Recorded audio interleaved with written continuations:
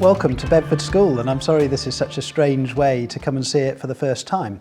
What would normally happen is that you would come and sit in my office for half an hour and we'd have a chat about the school generally, and hopefully you'd find out as much as you wanted to from me before going off on a tour with a boy, which is much more fun, I might say, than what we're about to have. So if you do want to come and do that at some stage in the future, please do come along anyway, and I'll very much look forward to meeting you in person. What we're going to do today is I'm going to give you the tour myself. We'll start in a moment in the Great Hall, and then we'll be joined by Joe, who's going to pretend to be a prospective parent for the morning, and hopefully we'll find out a few things that way that will fire your enthusiasm to come and visit us in person.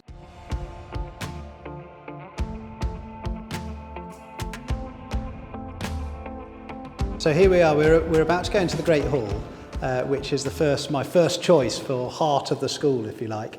And you can see behind me, just before we do go in, three crests. One's a crest of the school, another one is a crest of Bedford, the town, and the third is the crest of New College, Oxford, with whom we have a very long history. So in 1552, when the first headmaster was appointed, there was already a school in Bedford. In fact, a lot of people say it was the same school, it goes back to the 12th century, which would make us one of the oldest schools in the country.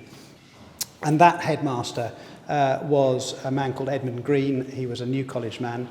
And it was set into a letters patent by Edward VI that from there onwards, New College would appoint all the headmasters. And they did just that until the turn of the last century, when the first headmaster was appointed, which was not a New College man. But we still have a New College connection through the Harper Trust. There has to be an appointee to the Harper Trust, and there has to be an appointee to our governing body. So that connection goes on. And rather nicely, a couple of years ago, the newly appointed warden of New College was himself an old Bedfordian, and it was amazing to have Miles Young in position back in Oxford on our behalf, in a sense. So that's wonderful. So you've come into the Great Hall at the strangest of times, because behind me you can see a couple of people who are not taking their lunch break and working on through to open all of Captain Tom Moore's birthday cards in time for April the 30th. It's been quite an extraordinary few days since school should have started in here with a start of school assembly.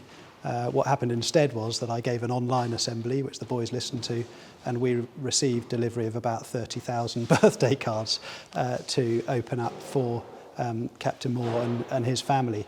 We've now got, I think, probably 100,000. I think it is 150,000 apparently birthday cards. We are making our way through them, but it's taken quite a long time. This room has seen some history. In fact, this entire building has. In 1979, the building burnt down. It was burnt down by a local arsonist who'd done a few other buildings in Bedford. This was his sort of pièce de la résistance, I suppose. And he was jailed, in fact, for life, and came out not all that long ago.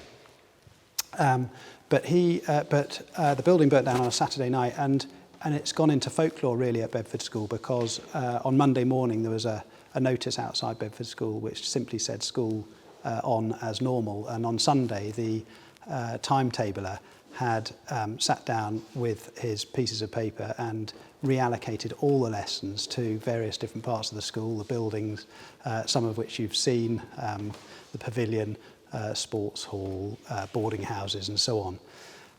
And school just carried on as normal. And that, I think, is the kind of place that we are. We're a get up and get on with it sort of place. And it feels quite frustrating actually at the moment that we haven't got boys here when we managed to go on when the whole building's burnt down. But that's just the way it is. We have stayed open for key workers, and we've had a few of them coming in, but it feels very sadly empty. We meet in here as a whole school 3 times a week. Twice a week, actually, on Monday and Friday for assemblies. Now, it's pretty unusual for a senior school to have headmasters' assemblies twice a week, where I get a chance to address the whole school. And I think that has a pretty profound effect on the school as well, because it brings us all together as a community. We all hear the same things together. We all get a chance to walk away from assembly and comment on same things together. And we sing together, and it's a school that loves its singing, and you'll see in a moment when we go off to the chapel that We sing all the great hymns there, but we also sing the great hymns in this building. And boys remember this for the rest of their lives. They get very emotional about it when they're in the upper sixth and they're having their last few assemblies and they're belting out their favourite hymns, and it's really quite a remarkable sound. We also hold a whole load of other events, as you can imagine here, from dinners to weddings to talks and lectures and so on. So it's a really important space for us, and something that very much gets under your skin, I think. So we're about to enter the second heart of the school, I think, and that's the Memorial Hall, which was given to the school by the Old Bedfordians in 1926 to commemorate all who died during the First World War. 456 Old Bedfordians died in the First World War, more than there were boys at the school at the time. So an extraordinary number. And in fact, 756 died across 2 world wars, and this was later dedicated to their memory as well. And I think this says a lot about the school in a lot of different ways, which I'll tell you about in just a second.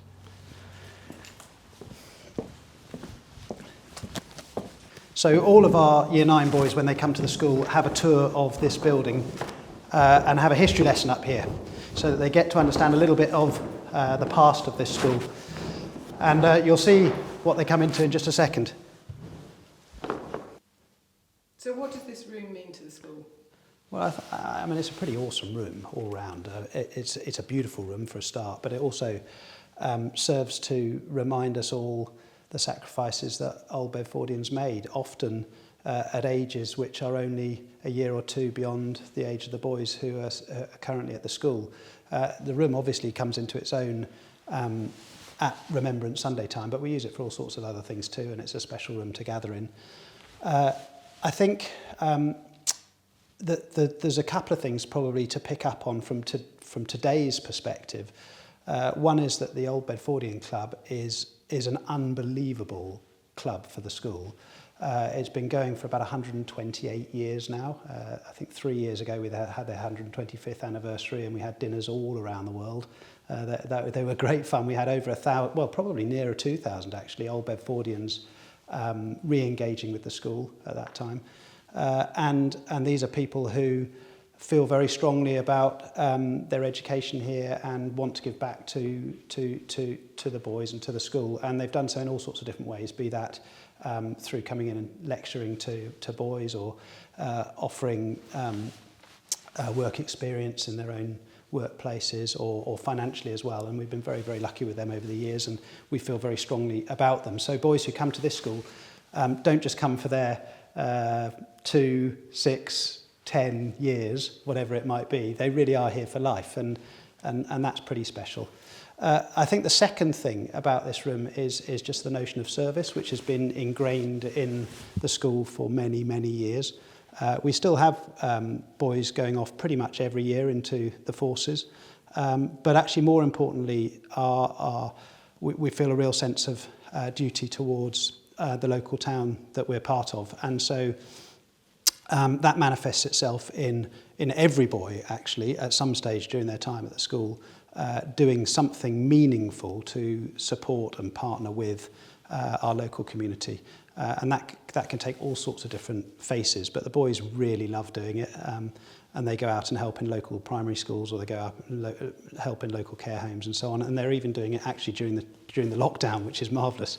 So I think this room, in many ways, embodies what we try to do today, 80 or 90 years on. So we're about to go into the chapel, which was built by Bodley, great Victorian architect at the beginning of the 20th century. This is our my third heart to the school, if you like, and I look forward to taking you around.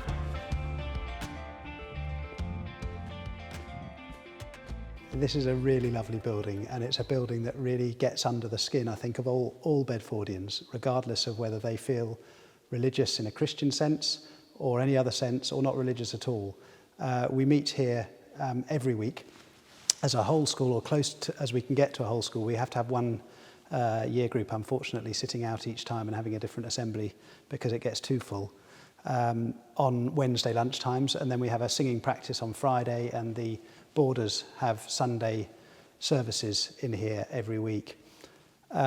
It becomes a place that Bedfordians come back to, and many of them get married here.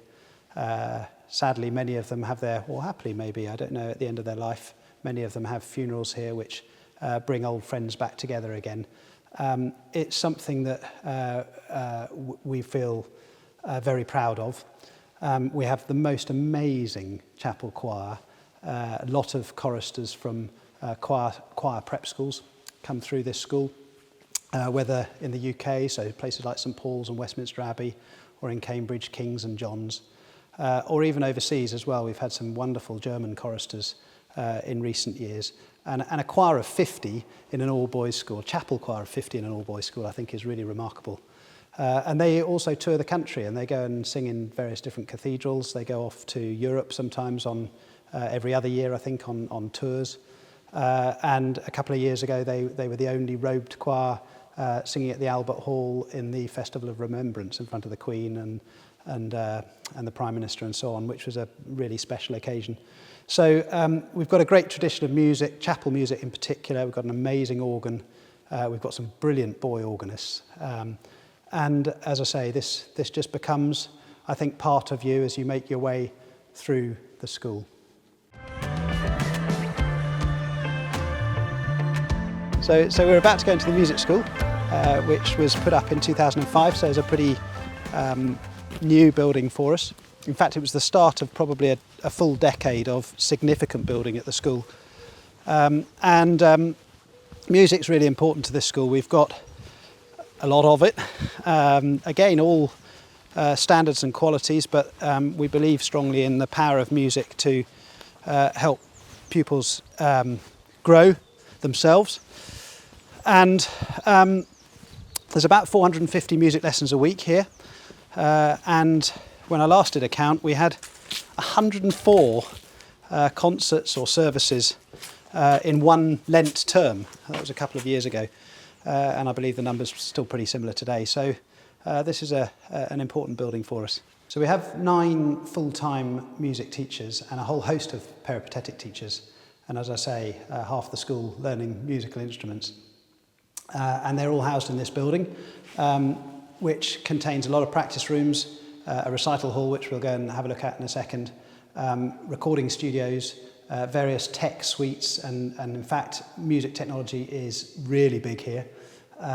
We have a full-time music technologist, one, and others who dabble as well. The boys are particularly brilliant at it, and we always have somebody going off to do music technology after school, and stay in touch with the school, actually, and help us in various productions. We also have boys who go off to conservatoires most years, so the standard is high. We've got also in this building a radio station, which was paid for by the Bedford School Trust, which is a trust which has been built up since 1926 and is a home for a lot of generosity from old Bedfordians and parents and families over the years, and provides the sorts of things for the school which are kind of icing on the cake, really. And a radio station was one of those. It came actually out of a competition that the Bedford School Trust devised, where they said to the boys, we're prepared to spend 40,000 quid on something at the school. What would you do it on? And some boys got together. There were a whole load of bids, as you can imagine. But some boys got together and decided they wanted to run a radio station. So the equipment up there is pretty phenomenal. Anyway, I'll take you into the recital hall. So this is one of a number of halls in the school which hold a variety of different numbers of people. In here we can have about 150 odd people. We hold concerts in here, of course, but we do a reasonable number of other things too. The story goes that the previous director of music, who loved his cricket, was determined that this building would be facing the cricket square so that he could keep an eye on the scoreboard as the day went on. And in fact, a lot of that remains, because when we hold a concert in here every Thursday lunchtime, and we do this for pretty much all boys in the school who at some stage get a chance to perform on a Thursday lunchtime concert. You'll regularly get boys coming in cricket whites or in rugby uniform to come and play their piece and then disappear off to the next thing. So it's important to us that we can facilitate a whole range of different talents in the same person, and that they don't have to give up one thing to concentrate on another.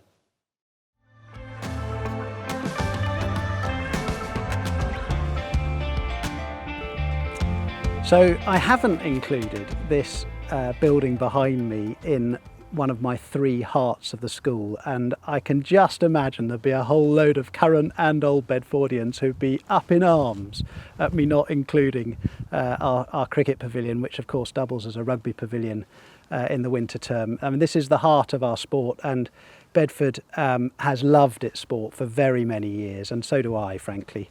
In fact, I'm slightly surprised myself I haven't included it in the top few. It is a special place. We have sport here which throughout the ages I think has been right up there with the best in the country. But we're also very keen that we provide sport for every single boy for exactly the same reasons, essentially. The reasons that are transferable to life skills, no matter whether you're playing in an A team or an E team or an F team. Boys here have to play sport on Tuesday, Thursday afternoons at the very least, and if you want to play sport pretty much every minute of the day outside lesson time all the way through the week, if you're that way inclined, you can do that too. So it is an amazing place to come from that perspective, and particularly on a day like today when the sun's shining and the grounds are looking magnificent. There are very few better places to be in the world, I reckon.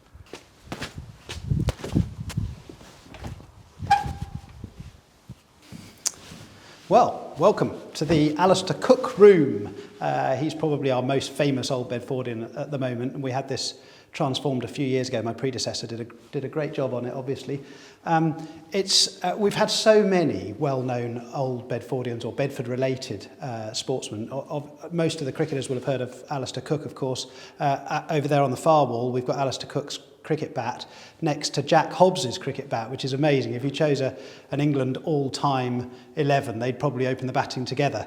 Jack Hobbs was a groundsman here, would you believe, early in the 20th century, before he scored his 61,000 first-class runs.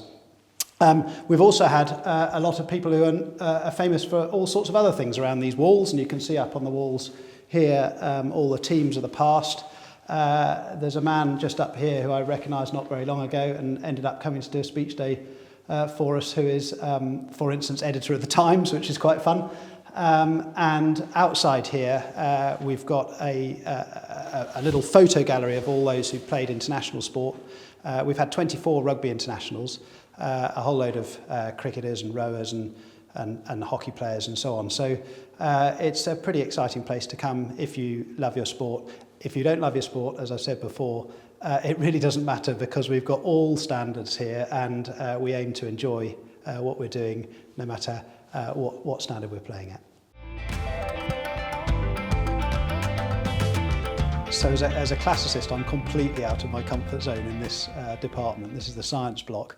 But as a school, we're really strong on science and maths and design technology. We have a lot of boys who want to go off and do those sorts of things at universities, and we've got a good number of offers from Oxford and Cambridge in the last couple of years that have come from those subjects. We also have our only Nobel laureate, who is up here on the wall, Archer Martin, who won his Nobel laureate for his work in science. And a really big team here in a department that's been completely refreshed 4 or 5 years ago, when we spent a lot of money on this building. Rather than knock it down and start again from scratch, we've done a great job, I think, in renovating the whole thing. So another beautiful building. We're in the library, and I thought we might talk about a couple of slightly different things in here. First of all, this is a building for everybody. Like a lot of the things that we do at Bedford School, when your son joins the school, they join a house, might be a day house, might be a boarding house. And within those houses, they join a tutor group. And the tutor groups and the houses are organised vertically, so that every tutor group will have about a dozen pupils in it. They'll have boys from the upper sixth right down to boys in year 9, what we call the fourth form. And they meet every morning with their tutor to start the day. So they start their day in a group of mixed age boys, and that atmosphere kind of permeates the entire school. And the older ones, learn to look after the younger ones, and the younger ones learn to look up to the older ones and take their turn in a few years' time. And it's an incredibly supportive place. I think the Good Schools Guide called it a brotherly atmosphere when they came earlier this year, and they're absolutely right. It is a brotherly atmosphere, and this building is used by boys right at the bottom of the school, right up to those at the top of the school, and in important exam years. So they learn not only to, when they come into the school, not only to have respect for the fact that the boys are going through their exam years, but also they see it, and I think this is. This is healthy. Also, it's quite a good place to talk about artwork. The school has the most phenomenal art collection on its walls, and art is another thing that I think I feel very strongly about in an all-boys school. In some ways, sport, you know that we've got 1,100 boys here. You know that there's going to be good sport, and we do obviously take a lot of time and energy in that direction. But the arts are always being promoted, and I'm really delighted to say that the boys here see an artist, a good artist, if you like, in exactly the same light as they would see a good sportsman or someone who's good at academic work and so on. So you can excel in a whole load of different things here, and be rewarded with the sort of praise and that you deserve. Now, some of our art is housed in here, some of our art is housed in corridors around the school, some, of course, in the art department, but we try to spread it around everywhere so that everyone can share in a nice environment. In the sports hall, as you can see, behind me through these windows here and down a level is the swimming pool. We're in a gym which was given to us very generously by an old Bedfordian a few years ago. It's pretty well equipped, and a lot of the boys spend quite a lot of time in here, particularly rowers and rugby players, as you can imagine. We're going to go on through the upstairs of the sports hall now. We've got 4 squash courts down either side here, and then we come into the main hall at the end, where at the top we have table tennis tables. We have quite a lot of table tennis players. And a sports hall which at the moment we're doing a fair bit of work to. So what you probably wouldn't notice would be we've got a new roof to the hall. We've got a whole load of new lighting. We're just doing the floor, so there are no lines on the floor at the moment. There will be hopefully in the next week or two, but it's a brand new floor. We're going to be doing some new decoration around the hall. And we've got slightly grander designs on that front as well. The hall's been here quite a long time, but ultimately a sports hall is a big space, and we're going to make this space as good as it possibly can be. We've got 6 cricket nets down there and about 15 or 16 cricket nets outside, half of which are hard and half of which are grass nets. So the cricketers are pretty well catered for in the winter. And in the summer we've got basketball in here. We play indoor hockey in here, we play indoor football in here, play a lot of badminton in here. And we're good at badminton actually. We're good at most sports, so we're lucky like that. But we've got some really strong badminton players at the moment coming up through the prep school. They tend to win the national prep school championships, and then into the upper part of the school where they do very well too. So that's the sports hall.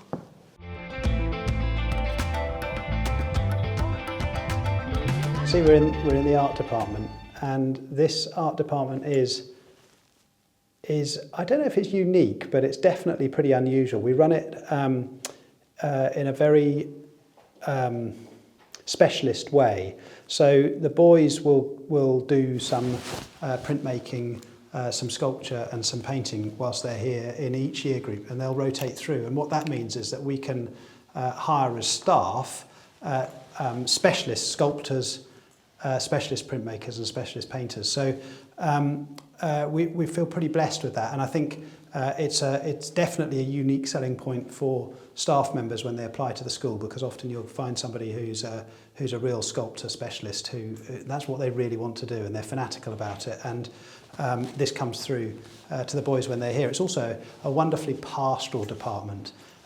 Always has been here, funnily enough. We have a lot of old teachers from the art department coming back to the school all the time, and they're very fond of the place. But they're fond of the boys here, and the boys who do art spend obviously a lot of time in this building on various different floors of it, and they're very, very well looked after by the staff here who really enjoy their time with them. So this is one of my favourite parts of the school, in fact. So you'll see the art department that we were just in on my right here, 2 floors of the art department up there, and on my left is the sculpture part of the art department, and behind me is a sculpture garden. So this is where they would display their artwork, and all around us there are 3 day houses as well, which is where a lot of the day boys will come back to at break time and certainly turn up at the start of the day so that they can see their housemaster and sort out their kit in their lockers and that sort of thing. The sculpture department is next due for renovation, hopefully still this summer, largely because we can do so on the back of a really generous donation from a man called Gilbert Lloyd. Gilbert Lloyd is an old Bedfordian who runs all the Marlborough galleries around the world, and he's been very generous to us, and particularly to our art at the school. So hopefully that will still go ahead in the summer. He also has enabled us to host 4 or 5, in fact it's often 6 lectures a year at the school by top artists from all around the country and abroad, who come and speak to anybody who wants to come along from both the school and the local community, and we usually get a very good turnout for those. Indeed, our very own Will Gompertz, who's also an OB and who is the BBC Arts Editor, has come to do a couple of these himself and did an anniversary Gilbert Lloyd lecture only a year ago in our Great Hall, and it was an absolutely fantastic occasion. He's a very, very entertaining speaker if you ever get the chance to go and listen to him.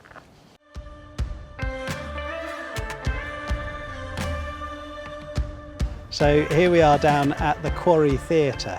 Now this is a pretty new building to us. We bought, as you can see actually over the top of this structure behind me, we bought an old Moravian church about 10 years ago now, whose front opens up onto one of the main streets in Bedford, St Peter's. And we later converted this into a theatre which we opened in 2014.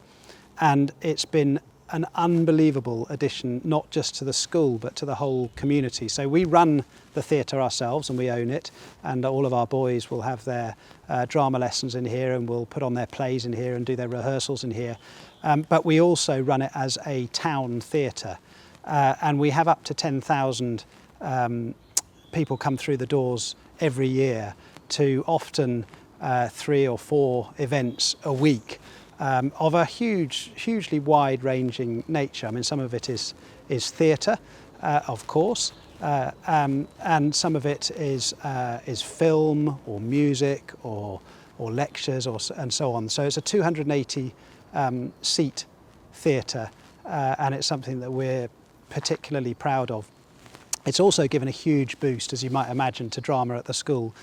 Drama was probably one of the areas that we felt needed a bit of a lift. We've since, well, as soon as we opened the building, we brought in drama scholarships, and that's helped lift the profile as well. We have scholarships in a whole different range of, well, virtually everything you can think of at the school, actually, to be honest. But drama scholarships were brought in. The quality of drama has not only gone up, but the number of boys doing drama at GCSEs and A-level has shot up as well. There's a whole new staff working with them in the theatre. And it's really a really exciting place to come to now if you're into theatre, and that's probably unusual in boys' schools generally, because if you're a boy who goes off to a mixed school, it's art and drama and music tend to be things which are dominated by girls, and of course if you're in an all boys school that doesn't matter. I mean there's no there's no gender divide or anything in an all-boys school. You just get on with doing things that you're interested in, and so happily people have a free and non-gender stereotypical choice when they're in a single-sex school, and we find that we've got boys not only acting obviously behind me here, but also as part of camera crews and tech crews and working front of house and working backstage and so on. So it's a great place for those guys to be. So this is another place I feel completely out of my depth. This is the DT department, and the DT department has these labs that run the whole length of the bottom of this building. It's huge and it's incredibly popular, and rightly so. And I would genuinely be surprised if this wasn't one of the best DT departments in the country. We've got some fantastic staff members here, and the results they get in the public exams are quite extraordinary. Actually, the boys are fanatical about it. And they make and do some pretty amazing things. I think as we walk out today, I don't know whether you'll see it on the film as we walk out, but we'll walk past a 3D printer that at the moment is printing visors for printing cradles rather for visors to be used down at the hospital. And there are a lot of schools doing this sort of thing, of course, but it's nice to be one of them. So if you do come and visit, and I hope you do, of course, come and spend a bit of time down here with the DT department, because they'll be able to really take you through this area. If the boys had to pick a heart to the school, this is probably it. This is the dining halls. This is what really matters. If you thought cooking for one or two at home was hard, try 1,100 boys. It's amazing. It's an amazing process. If you come on in, this is.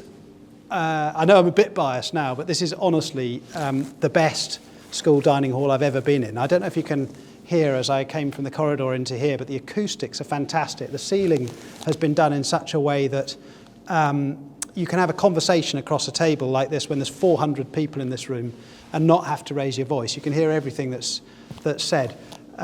We've got the most extraordinary length of counter you can see, and in fact some more counters over here behind me. The food in here is absolutely fantastic. We are so lucky, and they never go short, I can tell you. So the boarders will have all of their meals in here, breakfast, lunch and dinner.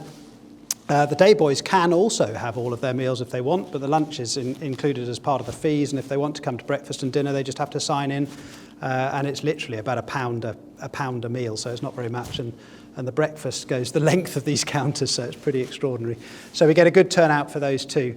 It's a sociable time of the day. We have a very long lunch break here. It's a boarding school, so we've got boys here 24 hours a day, 7 days a week, so it's a different pace of life in some ways to a day school, which is extremely frenetic. We do take our time at lunchtime. It gives the boys a chance to talk to each other, but it also gives the boys a chance to go out and do all sorts of other things, clubs, societies, sporting, academic, artistic, whatever it might be, at lunch, during their lunch break as well. So the day boys can get that into their day, and they can stay on afterwards as long as they like, or as short as they like. That's completely up to them.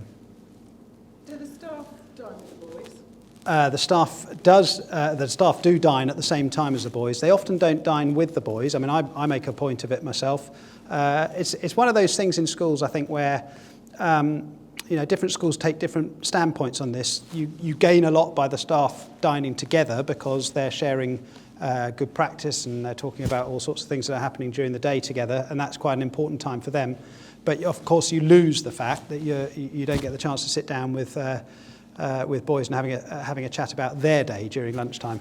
I do a bit of both, to be honest. I mix up my time between the staff table and the boys' tables. I certainly, if I come in at breakfast time and tea time, which I do relatively regularly, I'll sit with the boys then, because you hear some good stuff. You can see, actually, interestingly, at the moment, we've got the dining hall set out for social distancing. So this was partly at the end of last term, but also this term where we've got key workers' children in, and we make sure that we spread all the staff and the pupils out. The staff, incidentally, they love coming back to school, of course, to see all the children, but they love it for all the food too. So that's it. We're back to the start again. It's been really good to have you with me. Thank you for coming round. It probably hasn't been as much fun as the real thing for you guys. So if you do want to get in touch with us, we'd love to see you here and give you a chance to show off our lovely school. Hopefully when there's some boys around and there's a few more things to see. The details, I gather, are going to appear on your screen after I stop speaking. But thank you so much for taking the time to come round with me today.